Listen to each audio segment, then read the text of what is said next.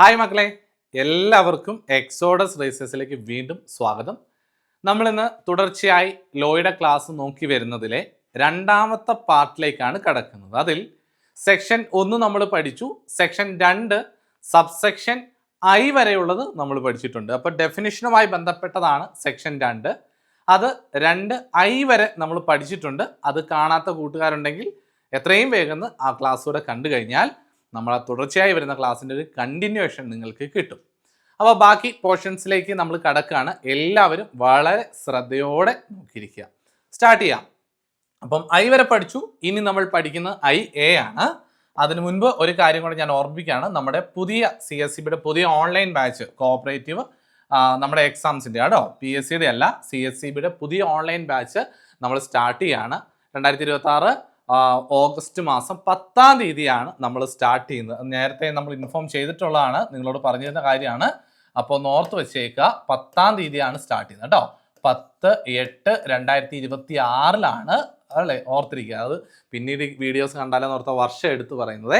Okay, അപ്പം നിങ്ങൾക്ക് join ചെയ്യാൻ താല്പര്യം ഉണ്ടെങ്കിൽ നിങ്ങൾ എന്ത് ചെയ്യുക, ജസ്റ്റ് നമ്മളൊന്ന് കോൺടാക്ട് ചെയ്ത് കഴിഞ്ഞാൽ നിങ്ങൾക്ക് കൂടുതൽ ഇൻഫർമേഷൻ നമ്മൾ തരുന്നതായിരിക്കും. 145520 ഈ നമ്പറിലേക്കാണ് കോൺടാക്ട് ചെയ്യേണ്ടത് കേട്ടോ. 9544145520 എന്ന് പറയുന്ന നമ്പറിലേക്ക് ഒന്ന് കോൺടാക്ട് കഴിഞ്ഞാൽ പുതിയ ബാച്ചിൻ്റെ ഡീറ്റെയിൽസ് എല്ലാം നമ്മൾ തരുന്നുണ്ടാവും. അപ്പോൾ ഓർത്ത് വയ്ക്കുക കേട്ടോ, നമ്പർ ഒന്നുകൂടെ നോട്ട് ചെയ്ത് വെച്ചേക്കുക. അപ്പോൾ സ്റ്റാർട്ട് ചെയ്യുന്നു മക്കളെ. ഡെഫിനിഷൻസ് ഇത്രയേറെ പഠിക്കേണ്ട കാര്യമുണ്ടോ എന്ന് നിങ്ങൾ ചിന്തിക്കേണ്ട. ഡെഫിനിഷൻസിൽ നിന്ന് ചോദ്യങ്ങൾ വന്നിട്ടുണ്ട്. റാങ്ക് മേക്കിംഗ് ആയിട്ടുള്ള ചോദ്യങ്ങൾ വരുന്ന ഒരു മേഖലയാണ് കേട്ടോ. ഡെഫിനിഷൻ കാണുമ്പോൾ തന്നെ ഇത്രയും പഠിക്കണോ എന്ന് ചിന്തിക്കേണ്ട, ഇതൊരു തുടക്കം മാത്രം. ഇതൊന്നുമല്ല, നമുക്ക് ഒരുപാട് പഠിക്കേണ്ടതായിട്ടുണ്ട്. പക്ഷേ ആ ഒരു ഓർഡറിൽ പഠിച്ചു പോയി കഴിഞ്ഞാൽ വളരെ ക്ലാരിറ്റി ഉണ്ടാവും. നോക്കാം, നമുക്ക് IA ആണ് കേട്ടോ. ഇനി ഞാൻ പറഞ്ഞിട്ടുണ്ട് 2 എന്നെപ്പോഴും എടുത്തു പറയില്ല. സെക്ഷൻ 2 സബ്സെക്ഷൻ IA ആണ്. അപ്പോൾ അത് ഓർത്ത് വെക്കുക കേട്ടോ. 2IA ആണ് പഠിക്കുന്നത്. ഡിസ്ട്രിക്ട് കോഓപ്പറേറ്റീവ് ബാങ്കിനെ കുറിച്ച് പറയുന്നു. DCB നമുക്കറിയാം, കേരളത്തിലെ ഷോർട്ട് ടൈം ക്രെഡിറ്റ് സ്ട്രക്ചർ ഉണ്ട്, ലോങ് ടൈം ക്രെഡിറ്റ് സ്ട്രക്ചർ എന്ന് പറഞ്ഞാൽ കോഓപ്പറേറ്റീവ് മേഖലയിൽ ഷോർട്ട് ടൈം ലോണുകൾ കൊടുക്കുന്ന സംഘങ്ങൾ, ക്രെഡിറ്റ് മേഖലയിൽ ലോങ് ടൈം ലോണുകൾ കൊടുക്കുന്ന സംഘങ്ങൾ. ലോങ് ടൈം ലോണുകൾ കൊടുക്കുന്ന സംഘങ്ങൾ 2 ടയർ സ്ട്രക്ചറിലാണ് പ്രവർത്തിക്കുന്നത്. നമുക്കറിയാം, അതിൻ്റെ അപ്പെക്സിൽ വരുന്നത് case card bank, Kerala state cooperative agriculture and rural development ബാങ്കുകൾ, കേസ് കാർഡ് ബാങ്കുകളും അതിന് താഴെ പ്രവർത്തിക്കുന്ന കാർഡ് ബാങ്കുകളും, primary cooperative agriculture and rural development ബാങ്കുകൾ, കാർഡ് ബാങ്ക്. അങ്ങനെ 2 ടയർ സ്ട്രക്ചറിലാണ് ലോങ് ടൈം ക്രെഡിറ്റ് പ്രവർത്തിക്കുന്നത്. ഷോർട്ട് ടൈം ക്രെഡിറ്റ് എങ്ങനെയാണ്? അത് 3 ടയർ സ്ട്രക്ചറിൽ ആയിരുന്നു പ്രവർത്തിച്ചിരുന്നത്. എന്നാൽ ഇപ്പോഴത് 2 ടയർ സ്ട്രക്ചറിലാണ്. നമുക്കറിയാം, അപ്പെക്സ് ബോഡി ആയിട്ട് അല്ലെങ്കിൽ അപ്പെക്സ് അതോറിറ്റി ആയിട്ട് വന്നിരുന്നത് നമുക്കറിയാം കേരള കോഓപ്പറേറ്റീവ് ബാങ്ക് ആണ്. Kerala state cooperative bank, KSCB അല്ലേ. കേരള സ്റ്റേറ്റ് കോഓപ്പറേറ്റീവ് ബാങ്ക് ആയിരുന്നു അപ്പെക്സിൽ വന്നിരുന്നത്. ഏതാണ്? കേരള സ്റ്റേറ്റ് കോഓപ്പറേറ്റീവ് ബാങ്ക് ആയിരുന്നു അപ്പെക്സ്. അതിന് താഴെ പ്രവർത്തിച്ചിരുന്ന ബാങ്കായിരുന്നു DCB, ഡിസ്ട്രിക്ട് കോഓപ്പറേറ്റീവ് ബാങ്കുകൾ. അതിന് താഴെ നമുക്കറിയാം പാക്സുകളാണ് പ്രവർത്തിച്ചിരുന്നത്. അങ്ങനെ 3 ടയർ സ്ട്രക്ചറിലായിരുന്നു പ്രവർത്തിച്ചിരുന്നത്. എന്നാൽ ഇപ്പോൾ നമുക്ക് കേരള സ്റ്റേറ്റ് കോഓപ്പറേറ്റീവ് ബാങ്കും DCBയും കൂടെ ഒന്നായിട്ടുണ്ട്. ഇപ്പൊ DCB ഇല്ല. പറഞ്ഞു മനസ്സിലായോ? അപ്പൊ DCB ഇല്ല, ഇപ്പൊ കേരള ബാങ്ക് മാത്രമേ ഉള്ളൂ. അപ്പൊ അപ്പെക്സിൽ കേരള ബാങ്കും പ്രൈമറിയിൽ പാക്സും. അങ്ങനെ ഷോർട്ട് ടൈം ക്രെഡിറ്റ് സ്ട്രക്ചർ ഇപ്പോൾ 2 ടയർ സ്ട്രക്ചർ ബേസ് ചെയ്താണ് പ്രവർത്തിക്കുന്നത് കേട്ടോ. ഷോർട്ട് ടൈം ക്രെഡിറ്റ് എങ്ങനെയാണ്? 2 ടയർ സ്ട്രക്ചർ ആണെന്നുള്ളത് പഠിച്ചു വെക്കുക. അപ്പോൾ അത് നിങ്ങൾക്ക് ഒരു ചോദ്യം വന്നു കഴിഞ്ഞാൽ, എത്ര ടയർ സ്ട്രക്ചറിലാണെന്നൊരു ചോദ്യം വന്നു കഴിഞ്ഞാൽ എഴുതേണ്ട ആൻസർ എഴുതണം. നോക്കാം. ഡിസ്ട്രിക്ട് കോഓപ്പറേറ്റീവ് ബാങ്ക് ഇപ്പോഴില്ല, ഉണ്ടായിരുന്നു. അതിന്റെ ഡെഫിനിഷൻ ആണ് പറയുന്നത്. Means A central society having jurisdiction over one revenue district and having primary agriculture credit society and urban cooperative bank as its members. അവിടെ വരെ നിൽക്കട്ടെ. നോക്കാം, എന്താ ഡിസ്ട്രിക്ട് കോഓപ്പറേറ്റീവ് ബാങ്ക്? DCB എന്ന് പറഞ്ഞാൽ ഇതൊരു സെൻട്രൽ സൊസൈറ്റി ആണ്. ഒരു സെൻട്രൽ മിഡിൽ പ്രവർത്തിക്കുന്ന ഒരു സെൻട്രൽ സൊസൈറ്റി ആണ്.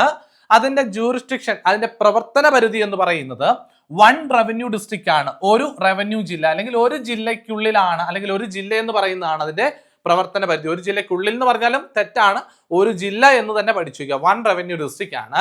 അതുപോലെ തന്നെ ഈ ഡിസ്ട്രിക്ട് കോഓപ്പറേറ്റീവ് ബാങ്കിന്റെ മെമ്പേഴ്സ് ആയിട്ട്, അംഗങ്ങളായിട്ട് വരുന്ന ആരൊക്കെയാണ്? പ്രൈമറി അഗ്രികൾച്ചർ ക്രെഡിറ്റ് സൊസൈറ്റി എന്ന് പറഞ്ഞാൽ നമ്മുടെ പാക്സും അതുപോലെ തന്നെ അർബൻ കോഓപ്പറേറ്റീവ് ബാങ്കുകളുമാണ്. പാക്സും UCB ആണ് മെമ്പേഴ്സ് ആയിട്ട് വരുന്നത്. ഇപ്പൊ കേരള ബാങ്ക് ആയിട്ട് അതിനെ മാറി. അപ്പൊ കേരള ബാങ്കിന്റെ മെമ്പേഴ്സ് ആരാ?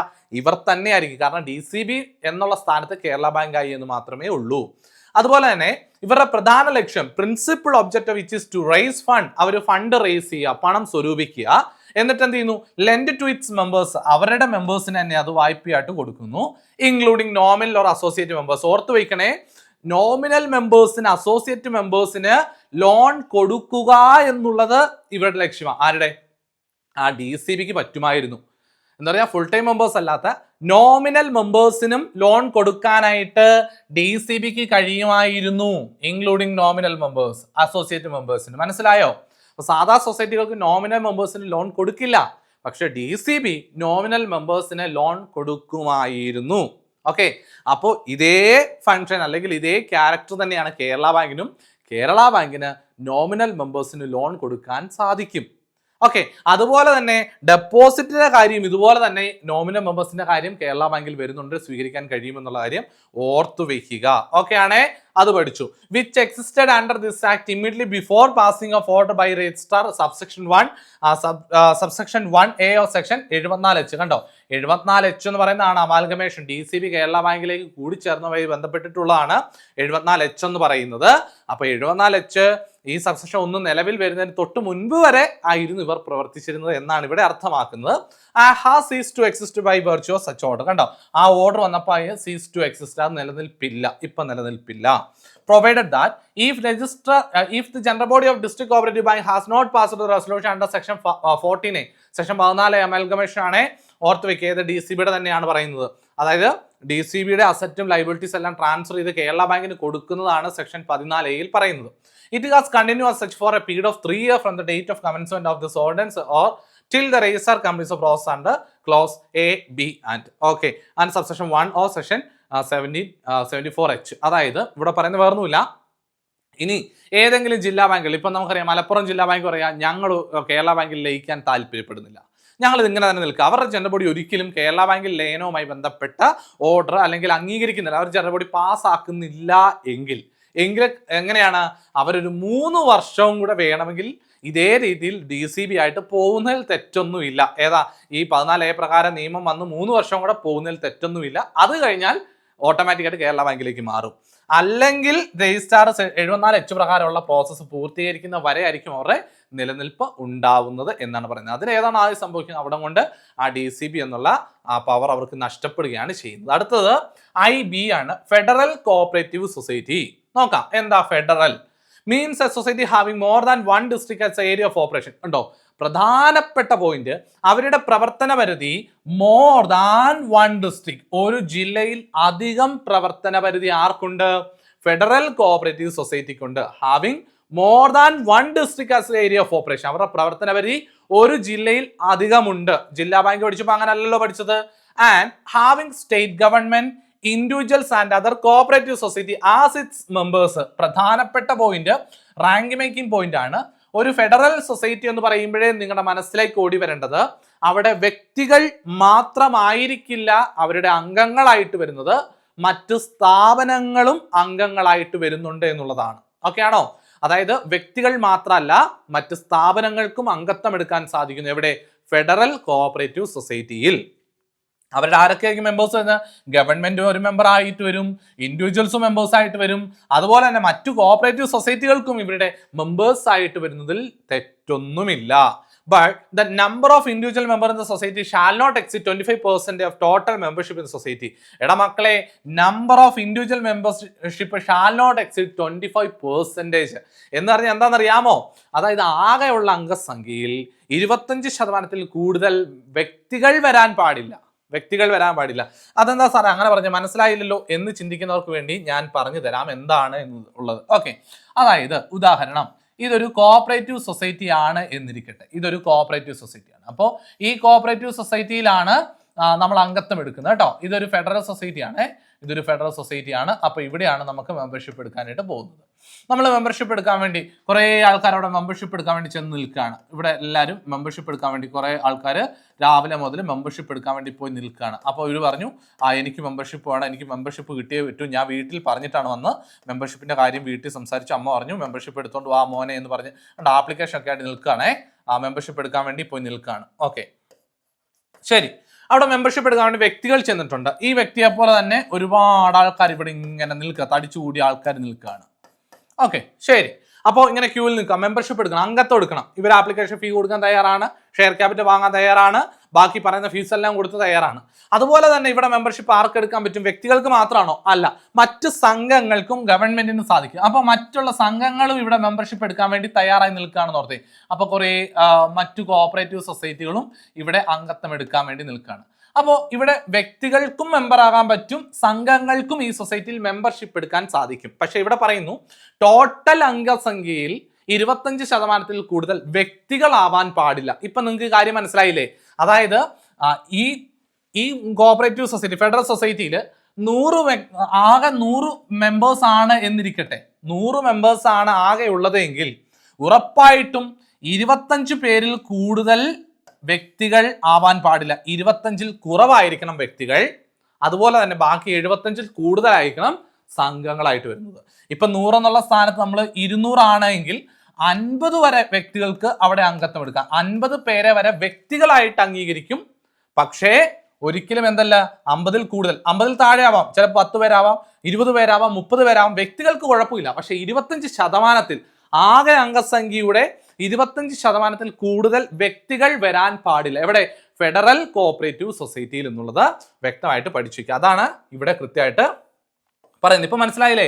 Individual member in the society shall not exceed 25% എന്ന് പറയുന്നു. Provide that the condition regarding of individual member shall not applicable to the society which are existed before commencement of അമെൻമെന്റ് ആക്ട് 2023. അതായത് 2023 അമെൻമെന്റിന് തൊട്ട് മുൻപുള്ള സംഘങ്ങൾക്ക് ഇത് ബാധകമല്ല. അതിനുശേഷം വരുന്നവർക്കാണ് ഇത് കൃത്യമായിട്ട് പാലിക്കേണ്ടത് എന്നാണ് പറയുന്നത്. അടുത്തത് ഫിനാൻസിങ് ബാങ്ക്. അതുപോലെ തന്നെ ഒരു കാര്യം കൂടെ ഇവിടെ പറയുന്നില്ല എങ്കിലും ഞാൻ ഒരു കാര്യം പറഞ്ഞുതരാം.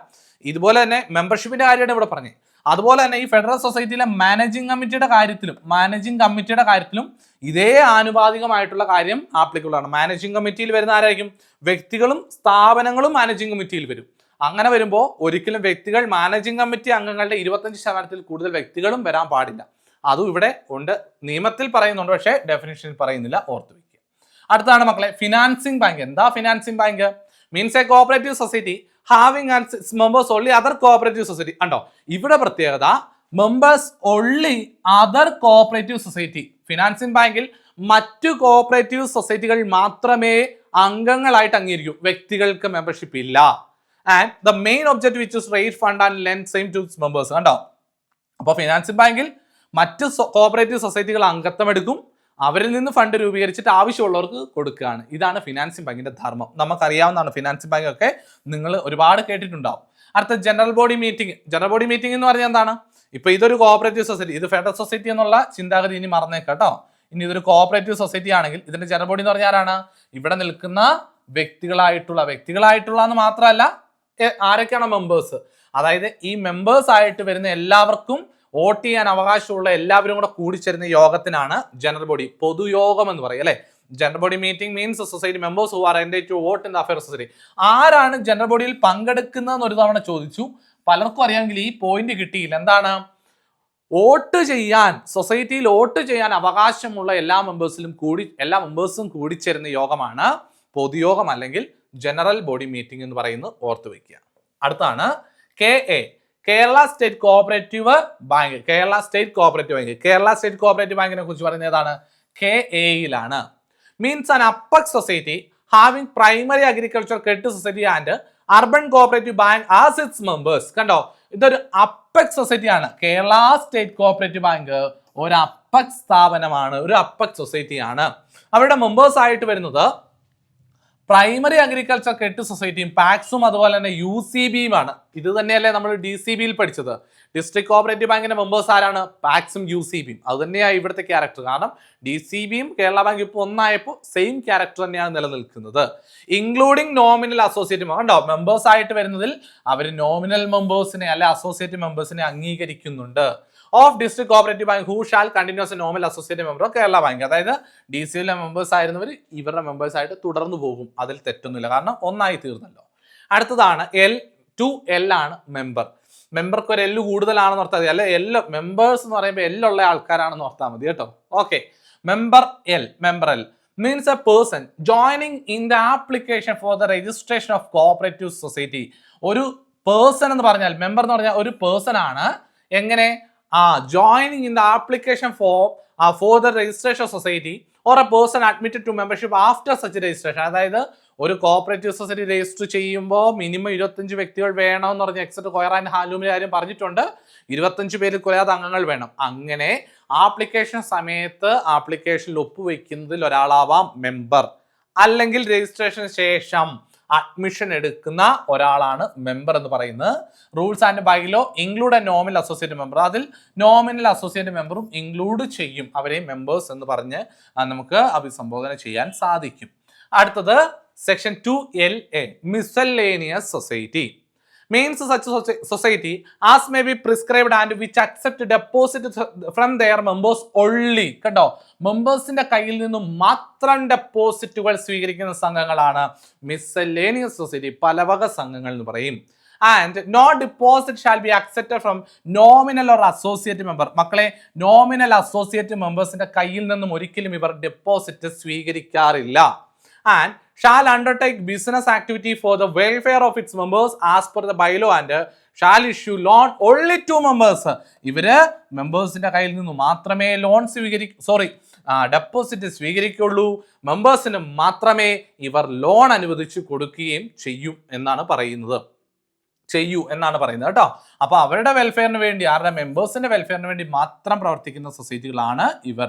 Provided that no agricultural loan or schematic loan shall be issued to the members except loan for welfare activities. And ഇവിടെ പറയുന്നുണ്ട് no agriculture loan or schematic shall be issued to the members except loan for welfare activity. Welfare ആക്ടിവിറ്റീസിന് അല്ലാതുള്ള ലോണുകളൊന്നും ഇവിടെ provide ചെയ്യില്ല. അങ്ങനെ no agriculture loans, schematic loans ഒന്നും ഇവർ കൊടുക്കുന്നില്ല എന്നുള്ളത് പറയുന്നു, ഓർത്തു വയ്ക്കുക. Next one, nominal or associate member. Section 2M ആണ്. Nominal or associate member means a member who possess only such privilege and right of a member. അതായത് കണ്ടോ, മെമ്പറിന്റെ പൂർണ്ണ അധികാരം ഇല്ല, only such privileges or rights, കുറച്ച് അവകാശം. മെമ്പേഴ്സിന് കിട്ടുന്ന ചെറിയ അവകാശങ്ങളാണ് ഇവർക്ക് കിട്ടുന്നത്. Who only subject liability of a member as may be specified in the bylaw. അതുപോലെ തന്നെ കുറച്ച് ലയബിലിറ്റീസും വരുന്നുണ്ട്, അത് ബൈലോയിൽ കൃത്യമായി പറഞ്ഞിട്ടുണ്ടാവും എന്നാണ് പറയുന്നത്. സെക്ഷൻ 2M ആണ് ഇപ്പോൾ പഠിച്ചത്. നോമിനൽ ഓർ അസോസിയേറ്റ് മെമ്പേഴ്സിന്റെ കാര്യമാണ് പറഞ്ഞത്. അടുത്തത് സെക്ഷൻ 2N കടക്കുകയാണ്. നോക്കിയ മക്കളെ, സെക്ഷൻ 2Nലേക്ക് കടക്കുന്നു. ഓഫീസർ. ആരാണ് ഓഫീസർ എന്ന് പറഞ്ഞാൽ? നമ്മുടെ നിയമത്തിൽ ഓഫീസർ എന്ന് പറഞ്ഞാൽ ആരാണ് ഉദ്ദേശിക്കുന്നത്? Means the president, vice president, chairman, vice chairman, secretary, manager, member of committee or treasurer and included liquidator, administrator. അപ്പോൾ ഇവിടെ വരെ നിൽക്കട്ടെ, നമുക്ക് നോക്കാം ആരൊക്കെയാ.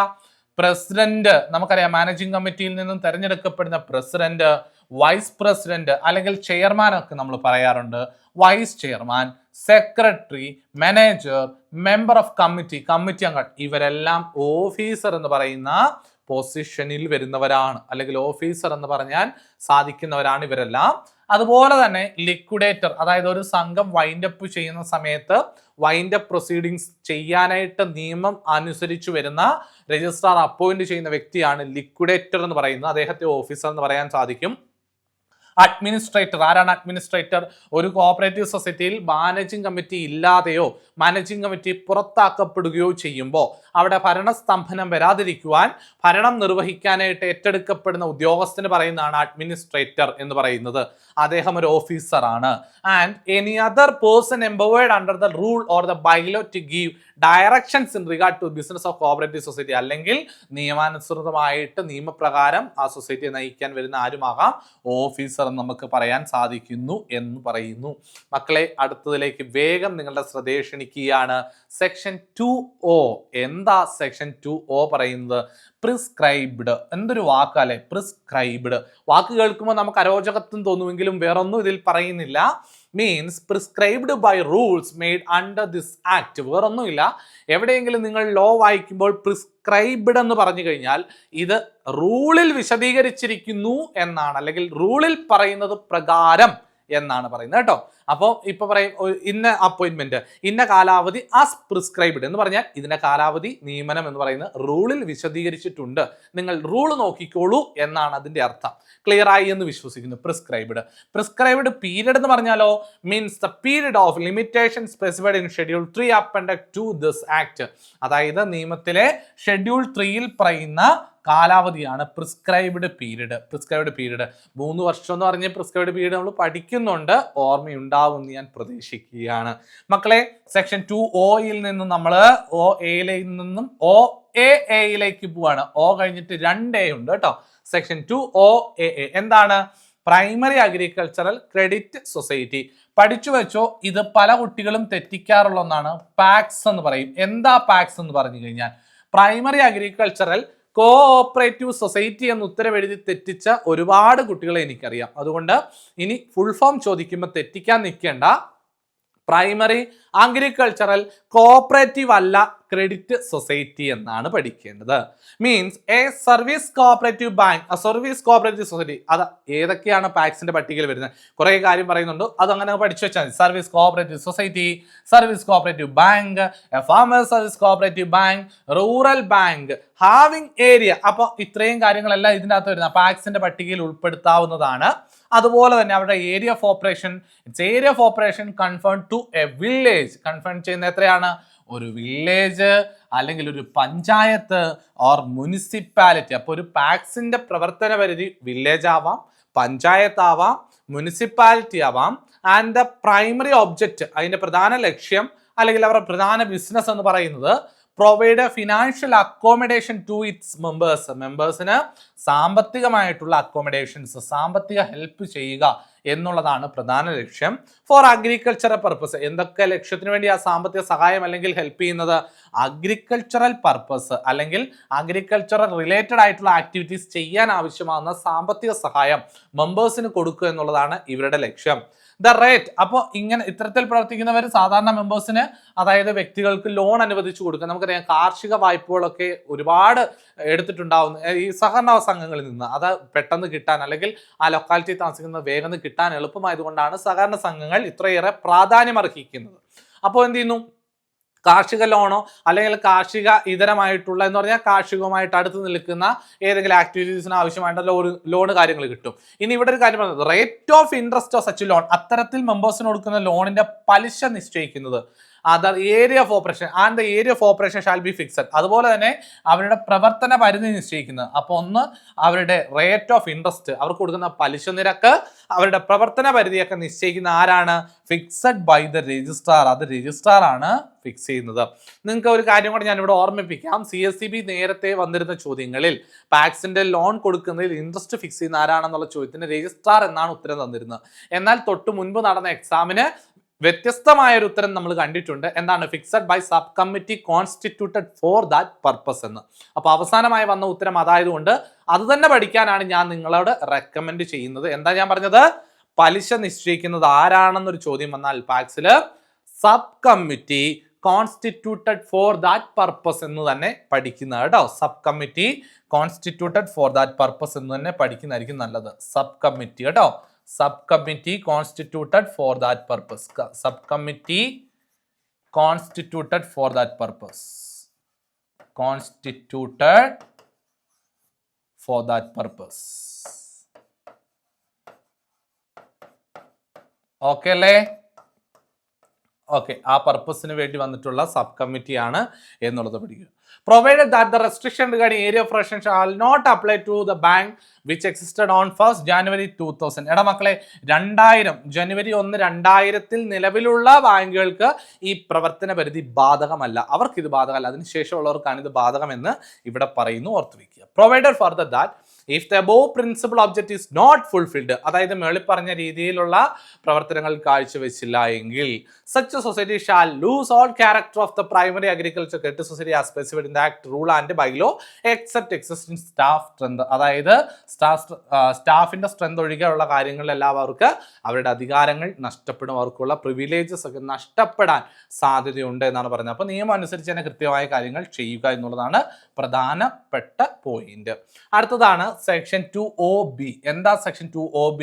Primary credit society. എന്താ പ്രൈമറി ക്രെഡിറ്റ് സൊസൈറ്റി? എല്ലാം പേരുകളും ഇവിടം തൊട്ട് കുറെ പേരുകൾ. Primary credit society, primary cooperative society, primary cooperative agriculture rural development bank, primary society എന്നൊക്കെ കാണും. അപ്പോൾ ഈ വ്യത്യാസം മനസ്സിലാക്കി പഠിക്കുക. ഇവിടെ പറയുന്ന പ്രൈമറി അഗ്രികൾച്ചർ ഇല്ല, പ്രൈമറി ക്രെഡിറ്റ് സൊസൈറ്റി OB ആണ്. Means A cooperative society other than primary agriculture. അപ്പോൾ പാക്സ് അല്ലാതെ വരുന്ന ഒരു കോഓപ്പറേറ്റീവ് സൊസൈറ്റിയാണ് പ്രൈമറി ക്രെഡിറ്റ് സൊസൈറ്റി. അതിന്റെ primary object or principal business എന്ന് പറഞ്ഞാൽ അക്സെപ്റ്റ് ഡെപ്പോസിറ്റ് ഫ്രം മെമ്പേഴ്സിനെ ഡെപ്പോസിറ്റ് സ്വീകരിക്കുന്നു, ലെൻഡിങ് ഇറ്റ്സ് മെമ്പേഴ്സിന് ലോൺ ആയിട്ട് കൊടുക്കുന്നു, or investment and bylaw which do not permit admission any other cooperative society its members. അവിടെ bylaw ഒരിക്കലും അംഗീകരിക്കുന്നില്ല, ഡു നോട്ട് പെർമിറ്റ് അംഗീകരിക്കുന്നില്ല. എന്താണ്? മെമ്പേഴ്സ് അല്ലാത്തവരെ ഇനി അതർ കോഓപ്പറേറ്റീവ് സൊസൈറ്റി, മറ്റു കോഓപ്പറേറ്റീവ് സൊസൈറ്റി മെമ്പേഴ്സ് ആയിട്ട് സ്വീകരിക്കുന്നില്ല. മറ്റു കോഓപ്പറേറ്റീവ് സൊസൈറ്റികൾക്ക് ഇവിടെ അംഗത്വം എടുക്കാൻ സാധിക്കുന്നതല്ല. പ്രൈമറി ക്രെഡിറ്റ് സൊസൈറ്റിയുടെ പ്രത്യേകതയാണ് ഓർത്തു വെക്കുക. അടുത്തത് primary cooperative agriculture and rural development bank. ഞാൻ പറഞ്ഞു ലോങ് ടേം ക്രെഡിറ്റ് സ്ട്രക്ചർ 2 ടയറിലാണ് പ്രവർത്തിക്കുന്നത്. അതിന്റെ ലോവർ ലെവലിൽ അല്ലെങ്കിൽ ഗ്രാസ് റൂട്ട് ലെവലിൽ പ്രവർത്തിക്കുന്ന സൊസൈറ്റിയാണ് പാക്സ്. പാക്സ് അല്ല, പീക്കാർഡ് ബാങ്ക്, സോറി കേട്ടോ. Primary cooperative agriculture and rural development bank means a society having its area of operation confined to a taluk. ഒരു താലൂക്കിലാണ് പ്രവർത്തനം. ഇത് പഠിച്ചു വെച്ചോ, ഇത് ചോദ്യം വന്നിട്ടുണ്ട്, ഇനിയും ചോദിക്കും. എന്താണ്? പീക്കാർഡ് ബാങ്കുകളുടെ പ്രവർത്തന പരിധി എത്രത്തോളമാണ്? നിങ്ങൾ ഉത്തരം കൊടുത്തോളം. ഒരു താലൂക്ക് അല്ലെങ്കിൽ താലൂക്ക് അടിസ്ഥാനത്തിലാണ് പ്രവർത്തന പരിധി. പ്രിൻസിപ്പൽ ഒബ്ജക്റ്റ് എന്ന് പറഞ്ഞാൽ എന്താണ്? Long term credit and rural development activity. പഠിച്ചു വെച്ചു. ലോങ് ടേം ക്രെഡിറ്റ് ആണ് അഗ്രികൾച്ചർ ആൻഡ് റൂറൽ ഡെവലപ്മെന്റിന് വേണ്ടി, അതായത് അഗ്രികൾച്ചർ ആൻഡ് റൂറൽ ഡെവലപ്മെന്റിന് വേണ്ടി ലോങ് ടേം ക്രെഡിറ്റ് കൊടുക്കുക, ദീർഘകാല വായ്പകൾ കൊടുക്കുക എന്നുള്ളതാണ് പീക്കാർഡ് ബാങ്കുകളുടെ പ്രധാന ലക്ഷ്യം എന്ന് പറയുന്നത്. Provided that no primary cooperative agriculture and rural development bank shall be registered without bifurcation of asset and liability of existing society having area of operation in more than one taluk, and society shall restrict their operation area respective of society bifurcation. Bifurcate ചെയ്യാന്ന് പറഞ്ഞാൽ എന്താ അറിയോ? ഒരു സൊസൈറ്റിയുടെ പ്രവർത്തന പരിധിയെ തരംതിരിച്ച് അതിന്റെ asset liability divide ചെയ്യാന്നാണ് ഉദ്ദേശിക്കുന്നത്. അതായത് നിയമം വരുന്നതിന് മുൻപ് തന്നെ ഒരു സൊസൈറ്റി, അതായത് ഇപ്പോൾ ഇതിൽ പറഞ്ഞ ഒരു താലൂക്കായിട്ട് അതിന്റെ പ്രവർത്തന പരിധി ചുരുക്കണം. ഒരുപക്ഷെ പീക്കാർഡ് ബാങ്കുകൾ ഒന്നിലധികം താലൂക്കിൽ പ്രവർത്തന പരിധി ഉണ്ട്, അത് പ്രവർത്തിച്ചു പോരുന്നതാണെങ്കിൽ കൃത്യമായ താലൂക്ക് തിരിച്ച് അതിന്റെ അസറ്റ് ആൻഡ് ലൈബിലിറ്റികൾ ഡിവൈഡ് ചെയ്യാതെ കണ്ട് ഒരു കാരണവശാലും പീക്കാർഡ് ബാങ്കുകൾ രജിസ്റ്റർ ചെയ്ത് കൊടുക്കാൻ പാടില്ല എന്നാണ് പറയുന്നത് കേട്ടോ. അപ്പോൾ ബൈഫിക്കേഷൻ കൃത്യമായിട്ട് ചെയ്യണം എന്നുള്ളതാണ് ഇതിൽ പറയുന്നത്. ഓർത്തു വയ്ക്കുക. ക്ലിയർ ആയെന്ന് വിശ്വസിക്കുന്നു മക്കളെ. അടുത്തതാണ് സെക്ഷൻ 2OD. എന്താ section 2OD? Primary cooperative society. കണ്ടോ? പ്രൈമറി ക്രെഡിറ്റ് സൊസൈറ്റി കണ്ടു, പ്രൈമറി അഗ്രികൾച്ചർ കോഓപ്പറേറ്റീവ് പീക്കാർഡ് ബാങ്കുകൾ കണ്ടു. അടുത്ത primary cooperative society. Primary cooperative society means a society. അപ്പോൾ ഓടി എന്ന് ഓർത്താൽ മതി. എന്താ ഈ ഓടി എന്ന് പറയുമ്പോൾ? നിങ്ങൾ ഓർക്കണം, ഒരു കോഓപ്പറേറ്റീവ് സൊസൈറ്റിയിലേക്ക് ഓടിച്ചെന്നു. പ്രൈമറി സൊസൈറ്റിയിലല്ലേ ഓടിച്ചെല്ലാൻ പറ്റുള്ളൂ. വെറുതെ ഓർത്താൽ മതി, പ്രൈമറി കോഓപ്പറേറ്റീവ് സൊസൈറ്റിയിലേക്ക് നമ്മൾ ഓടിച്ചില്ല എന്ന് പറഞ്ഞാൽ അർത്ഥം കേട്ടോ. അപ്പൊ നിങ്ങൾ ഓർക്കും പാക്സിലേക്ക് വേണം ഓടി കയറാമല്ലോ. അങ്ങനല്ല, പ്രൈമറി കോഓപ്പറേറ്റീവ് സൊസൈറ്റിയിലേക്ക് ഓടി എന്ന് ഓർത്ത് വയ്ക്കുക കേട്ടോ. Means a society having jurisdiction over any specified area in one revenue district or more than one revenue district. മക്കളെ ഇത് പഠിച്ചു വെക്കണം. ഇതിന്റെ പ്രവർത്തന പരിധി വളരെ സ്പെസിഫൈഡ് ആയിട്ട് പറഞ്ഞിട്ടുണ്ട്. അതുകൊണ്ട് ചോദ്യം വന്നാലോ, വൺ റവന്യൂ ഡിസ്ട്രിക്റ്റിലെ എനി സ്പെസിഫൈഡ് ഏരിയ. കണ്ടോ? ഒരു റവന്യൂ ഡിസ്ട്രിക്റ്റിലെയോ അല്ലെങ്കിൽ ഒന്നിലധികം റവന്യൂ ഡിസ്ട്രിക്റ്റിലെയോ ഏതെങ്കിലും ഒരു സ്പെസിഫൈഡ് ഏരിയയിൽ മാത്രമായിരിക്കും ഇവരുടെ പ്രവർത്തന പരിധി വരുന്നത്. In the state having individuals and other society, state government, local self government members. അവരുടെ മെമ്പേഴ്സ് ആയിട്ട് ആരൊക്കെ വരാം? ഇൻഡിവിജ്വൽസ് വരാം, മറ്റു സൊസൈറ്റികൾ വരാം, state government, local self government, അതുപോലെ തന്നെ എല്ലാവർക്കും മെമ്പർഷിപ്പ് എടുക്കാനൊക്കെ സാധിക്കുന്നു എന്നുള്ളത് പ്രൈമറി കോഓപ്പറേറ്റീവ് സൊസൈറ്റിയുടെ പ്രത്യേകതയാണ്. സെക്ഷൻ 2OD ആണ് ഞാനിപ്പോൾ പറഞ്ഞത്. ഓക്കെ, അപ്പൊ ക്ലിയർ ആയില്ലേ? പ്രൈമറി കോഓപ്പറേറ്റീവ് സൊസൈറ്റി എന്ന് പറഞ്ഞാൽ ഒരു സ്പെസിഫൈഡ് ഏരിയയിലായിരിക്കും പ്രവർത്തനം, മോർ ദാൻ ഡിസ്ട്രിക്ട് അല്ലെ ഡിസ്ട്രിക്റ്റിൽ തന്നെ ഒരു സ്പെസിഫൈഡ് ഏരിയയിലായിരിക്കും പ്രവർത്തന പരിധി എന്നുള്ളത് കൃത്യമായിട്ട് പഠിച്ചു വെക്കണേ മക്കളെ. നമ്മുടെ ഓൺലൈൻ ബാച്ചിന്റെ കാര്യം ഒന്നുകൂടെ ഓർപ്പിക്കുകയാണ്. ഓഗസ്റ്റ് 2026 10-ാം തീയതിയാണ് സ്റ്റാർട്ട് ചെയ്യുന്നത്. ആർക്കെങ്കിലും കൂടുതൽ എൻക്വയറിക്ക് വേണ്ടി നിങ്ങൾക്ക് ഈ നമ്പറിലേക്ക് ഒന്ന് കോൺടാക്ട് ചെയ്യാം. ജസ്റ്റ് ഒന്ന് വാട്സ്ആപ്പ് മെസ്സേജ് അയക്കുക, അല്ല കോൾ ചെയ്താൽ കൂടുതൽ ഡീറ്റെയിൽസ് അറിയാം കേട്ടോ. അപ്പോൾ ബാക്കി നോക്കാം നമുക്ക്. അടുത്തത് ടൂറിസം കോഓപ്പറേറ്റീവ് സൊസൈറ്റിയെ കുറിച്ചാണ് പഠിക്കേണ്ടത്. ഇപ്പൊ പഠിച്ചത് OD ആണ് നമ്മൾ പഠിച്ചത്, പ്രൈമറി കോഓപ്പറേറ്റീവ് സൊസൈറ്റി. അടുത്തത് പ്രൈമറി ടൂറിസം കോഓപ്പറേറ്റീവ് സൊസൈറ്റി ആണ്. അത് അടുത്ത ക്ലാസ്സിൽ നമ്മൾ ഡിസ്കസ് ചെയ്യുന്നതായിരിക്കും. അപ്പോൾ ഇതുവരെ പഠിപ്പിച്ചിരിക്കുന്നത് വളരെ വൃത്തിയായിട്ട് പഠിക്കുക, നോട്ട് എഴുതി നല്ല വൃത്തിയായിട്ട് പഠിച്ചോണം കേട്ടോ. പഠനം സ്റ്റോപ്പ് ചെയ്യേണ്ട, എക്സാംസ് ഒക്കെ കൃത്യസമയത്തേക്ക് വന്നോളും, നമുക്ക് എക്സാം ക്രാക്ക് ചെയ്യാൻ പറ്റണം. അപ്പോൾ അടുത്തൊരു ക്ലാസ്സിൽ കാണുന്നവരെ it's me Jaise signing off. God bless you all and thank you.